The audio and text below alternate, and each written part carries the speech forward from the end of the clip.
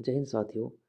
आज हम विश्व के एक रहस्य के बारे में सच्चाई को जानने का प्रयास करते हैं, जिसे बरमुडा ट्रायंगल्स या बरमुडा त्रिकोण के नाम से जाना जाता है। इस क्षेत्र में जो सभी प्रकार के जहाज़ थे, चाहे हवाई जहाज़ थे या समुद्री जहाज़ थे, वो गायब हो जाते हैं, दुर्घटनाग्रस्त हो जाते थे और उनका कोई भी अता पता नहीं चल पाता था। यह अटलांटिक अंध महासागर में स्थित है, अमेरिका के नीचे क्यूबा के पास ट्रायंगल शेप में एक बहुत बड़ा क्षेत्र है, जो शायद 3 लाख वर्ग किलोमीटर का भी हो सकता है। यह फ्लोरिडा के पास से शुरू होता है और प्यूर्टोरिको जो अटलांटिक महासागर की जो गहरी खाई से होता हुआ बरमुडा द्वीप तक जाता है। ये इस चित्र में आप मियामी फ्लोरिडा से प्यूर्टोरिको और बरमुडा ट्रायंगल तक ये एक त्रिभुज आप देख रहे हैं। इस शेप में ये माना जाता है कि इस शेप में ये स्थिति थी। यह इन तीन स्थानों को मिलाकर ट्रायंगल बनता था। अमेरिका के पूर्वी तट पर फ्लोरिडा से लगभग 1770 किलोमीटर और हैलिफैक्स नोवा और स्कोटिया यानी कि कनाडा के दक्षिण में 1350 किलोमीटर की दूरी पर है। यह ब्रिटेन का एक प्रवासी क्षेत्र है, यानी कि इसको आप कह सकते हैं कि यह एक स्वशासी ब्रिटिश अधीन क्षेत्र है। और बरमूडा की जो राजधानी है वो हैमिल्टन है। तो यह सबसे पहले 1872 में द मैरी नामक जो समुद्री जहाज़ था वो यहाँ लापता हो गया था। इसके बारे में कोई जानकारी खोज खबर नहीं मिल पाई, परंतु दुनिया के सामने सबसे पहले यह जो रहस्य था, दुनिया ने कब जाना, जब 16 सितंबर 1950 को इसके बारे में अखबार में लेख छापा गया था। तो तब से इसके बारे में लोगों की जो रुचि थी, जिज्ञासा थी, बढ़ती चली गई और लोग इसको रहस्य, कोई दैवीय प्रकोप, कोई गुरुत्वाकर्षण का प्रभाव, ऐसी हजारों बातें इस विषय में आने लगी थी। लेकिन धीरे धीरे करके अब इस जो रहस्य था इससे पर्दा उठता चला गया, जैसे जैसे साइंस टेक्नोलॉजी हमारी विकसित होती गई और इससे पर्दा लगभग अब उठ चुका है। तो इस त्रिकोण को आप इस मैप में अच्छे से देख रहे हैं कैसे ये बना हुआ है। अगर विश्व मानचित्र की बात करें तो विश्व मानचित्र में ये स्थिति आप इसकी देख सकते हैं।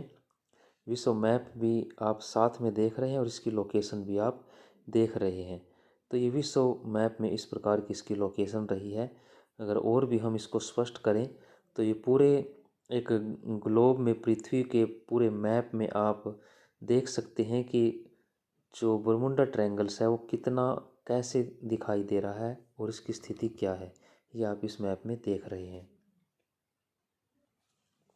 1498 में जब क्रिस्टोफर कोलंबस इस रास्ते से गुजर रहे थे, तो जो उन्होंने अपने यात्रा वृतांत में लिखा बाद में, कि अचानक मौसम में भारी परिवर्तन आ गया, बादल गरजने लगे, बिजली का चमकना, समुद्री लहरें सभी अपने प्रचंड वेग में बदल गई थी। उनके जहाज़ का संतुलन खोने लगा था और उस समय समुद्र में रास्ते को देखने का एकमात्र जो साधन था वो कंपास होता था, जिससे उत्तर दिशा का आभास होता था।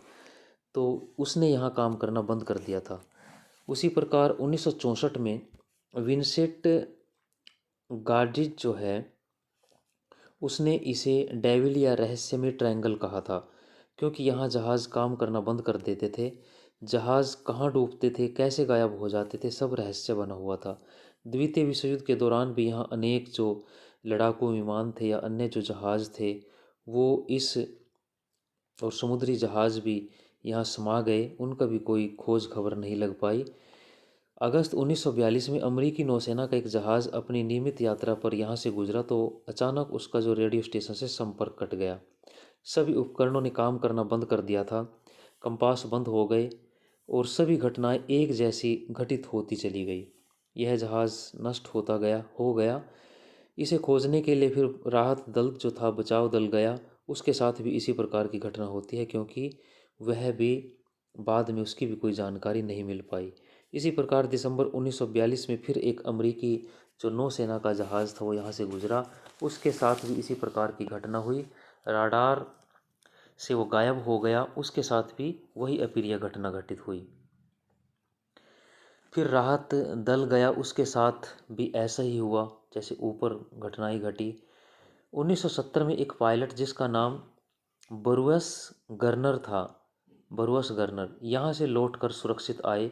उसने यहाँ के घटनाक्रम को बताया कि अचानक खराब मौसम हो गया। सामने बादलों का पहाड़ था। उसने बादलों में प्रवेश किया तो एक अंतहीन बादल थे। इनको इनकी जो रेडियो थी उसने काम करना बंद कर दिया था। इनके जो उपकरण थे, सिग्नल, राडार, सब कुछ, नेविगेशन सिस्टम जो भी था, वो सब निष्फल हो गए थे। इनके जहाज़ की गति एकदम से बहुत तेज़ हो गई थी। जहाज़ तेज़ गति जो सामान्य से बहुत ज़्यादा थी, उससे आगे बढ़ रहा था और लगभग 3 मिनट के अंतराल पर बहुत अधिक दूरी तय करने पर इस क्षेत्र के प्रभाव से वो बाहर निकला और सुरक्षित ज़मीन पर आ गया। उसने लगभग 3 मिनट में 150 किलोमीटर की दूरी तय की होगी। जहाज़ की गति लगभग 3000 किलोमीटर प्रति घंटा हो गई थी इस दौरान, जो किसी भी यात्री विमान के लिए संभव नहीं थी, क्योंकि यह तो सिर्फ एक या तो लड़ाकू विमान हो सकते हैं या मिसाइल की स्पीड ऐसी हो सकती है। इस प्रकार यह क्षेत्र एक रहस्यमयी रूप में बना रहा। लोग मानते थे कि यहाँ कोई अदृश्य शक्ति है, कोई दैवीय प्रकोप है या कोई गुरुत्वाकर्षण का प्रभाव है।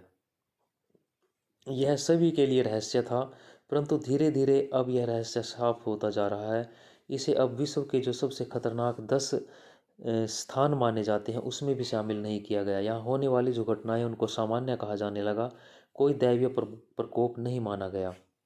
जैसे कई बार आप सड़कों पर भी कुछ जगह खतरनाक या दुर्घटना संभावित क्षेत्र होती हैं, ऐसी घोषित कर दी जाती हैं कि भाई ये दुर्घटना संभावित या खतरनाक क्षेत्र हैं, यहाँ आप सावधानी से वाहन को चलाएं। इसका अर्थ कि वहाँ कोई दैवीय प्रभाव नहीं है, इसका अर्थ ये नहीं है कि वहाँ कोई दैवीय प्रभाव है, परंतु कुछ लोग इसे दैवीय जो प्रकोप है या प्रभाव बना देते हैं।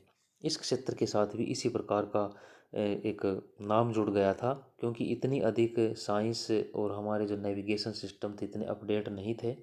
इस क्षेत्र के नीचे इसके बहुत से कारण हैं। अब हम इसको जानने का प्रयास करते हैं तो क्या समाधान कैसे निकला इसका। इस क्षेत्र के नीचे ज्वालामुखी हैं, इनमें विस्फोट होते रहते हैं, जहरीली गैसें भी निकलती हैं, उनमें से मीथेन गैस भी निकलती है जो पानी के साथ मिलकर उसके घनत्व को घटा देती हैं। जब पानी का जो घनत्व घट जाता है,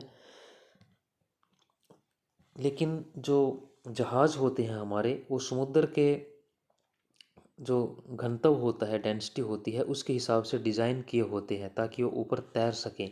लेकिन जब ये जहाज़ इस क्षेत्र में से गुजरते हैं तो इस क्षेत्र में उस गैस के कारण जो पानी का जो घनत्व है वो कम हो जाता है और वहाँ वो जहाज़, समुद्री जहाज़ धंसने लगते हैं, ज़मीन में, पानी में डूबने लगते हैं। यहाँ कोई तैरने की कोशिश करता है, वो तैर नहीं पाता।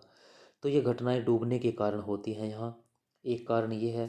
दूसरा कारण क्या हो सकता है कि यहाँ छोटे छोटे पहाड़, चारों तरफ छोटे छोटे पहाड़ भी बने हुए हैं इस क्षेत्र में।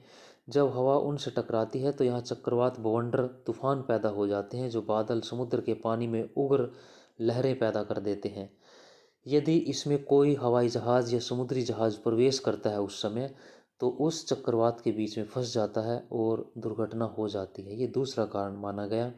तीसरा कारण यह है कि पानी के अंदर जो पहाड़ियाँ हैं, जिनको रिज कहते हैं, जो पानी से बाहर नहीं दिखाई देती लेकिन पानी के नीचे होती हैं। समुद्री जहाज़ जब यहाँ से गुजरते हैं तो इन पहाड़ियों की जो ऊपरी हिस्से हैं, चोटियाँ हैं, उनसे जहाज़ के निचले के जो तल है, उनकी पैंदी जो होती है, निचला हिस्सा जहाज़ का, वो टकरा कर टूट जाता है, नष्ट हो जाता है। तो आज इन कारणों से लगभग पर्दा उठ चुका है। आधुनिक उपग्रह, राडार, जो नेविगेशन के जो सिस्टम हैं, उनके कारण आज यहीं से सभी प्रकार के जो जहाज़ हैं, समुद्री जहाज़ भी और हवाई जहाज़ भी इस क्षेत्र से ऊपर से गुजर रहे हैं। उस समय इतनी अधिक तकनीकी कुशलता न होने के कारण ये घटनाएं होती रहती थी। आज राडार हमारे अपडेट हैं, जो हवाई जहाज़ों को गुजरने में मदद करते हैं। इसी प्रकार जो सोनार है, वो पानी में नीचे की जो चट्टानें हैं उनके बारे में बता देता है। सोनार जो एक साउंड नेविगेशन और रेजिंग सिस्टम होता है, नेविगेशन प्रणाली है जो ध्वनि तरंगों पर कार्य करती है। यह दूर की चीज़ों और जल की जो नीचे संचार की जो चीज़ें हैं उनकी पहचान करती है। ज़मीन के नीचे पहाड़ियों को ये बताने में समर्थ होती है। तो आधुनिक राडार और सोनार की जो तकनीक है उससे आज इस प्रकार का कार्य संभव हो चुका है। इसी प्रकार हवाई जहाज़ की अब प्रश्न ये है कि भाई समुद्र में जहाज़ों के लिए तो ये संभव है, लेकिन हवाई जहाज़ क्यों ज़मीन में की तरफ आकर्षित होते हैं, पानी की तरफ आकर्षित होते हैं, उनके साथ क्यों हादसे होते हैं, उसका एक मुख्य कारण और भी बताया गया है कि यहाँ पर हेक्सागोनल जो क्लाउड हैं वो बनते हैं। हेक्सागोनल क्लाउड मतलब षटकोणीय बादल, जो छः, जिसमें जैसे आप मैथ में कहीं कोण पढ़ते हैं, षटकोणीय, जो आप त्रिभुजाएं कुछ ऐसी देखते थे, कोण बनाते थे, यानी कि छः फलकों वाला बादल यहाँ बनता था, जिसमें छः फलक होते थे, कोण होते थे। और सबसे पहले ये जो हेक्सागोनल है या षटकोणीय या फलक, छः फलक का जो क्लाउड है, बादल है, वो सैटर्न शनि ग्रह पर देखा गया था। इसका क्षेत्र यहाँ लगभग 50 वर्ग किलोमीटर के आसपास होता है। इस क्षेत्र में हवाएं बहुत तेज़ एक बॉन्डर के रूप में चलती हैं। जब ये बादल होता है तो इसके अंदर एक बॉन्डर के रूप में बहुत भयानक तेज़ गति से हवाएं चलती हैं, जिसकी गति लगभग 250 किलोमीटर प्रति घंटा हो सकती है। अगर इनमें कोई जहाज़ सामने से टकरा जाए, हवाओं के विपरीत आ जाए, तो वह टूट जाता है, नष्ट हो जाता है। और यदि कोई जहाज़ यानी कि विपरीत हवाओं के विपरीत फंस जाए तो वो नष्ट हो जाएगा। और यदि हवाओं की दिशा में ही जहाज़ बह रहा हो, उसी दिशा में आ जाए, तो उसकी गति अचानक से बहुत बढ़ जाती है, कई गुना बढ़ जाती है।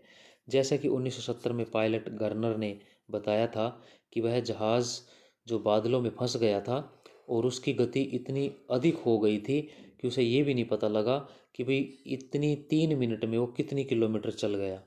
इसका राज आज वैज्ञानिक तरीकों से खुल गया है।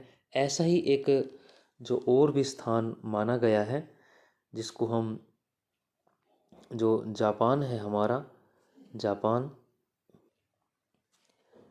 जापान के पास, ये जापान के पास भी एक ऐसा क्षेत्र बना हुआ था जिसे एशिया का बरमुंडा ट्रायंगल कहा गया।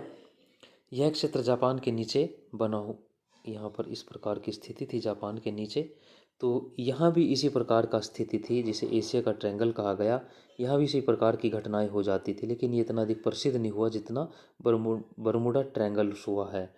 तो इसका कारण भी इसी प्रकार की घटनाएं थी, जो एशिया का ट्रायंगल जिसको कहा गया, बरमुडा ट्रायंगल की भांति है। एशिया जापान के नीचे ये का हिस्सा है, यहाँ दिखाया गया है।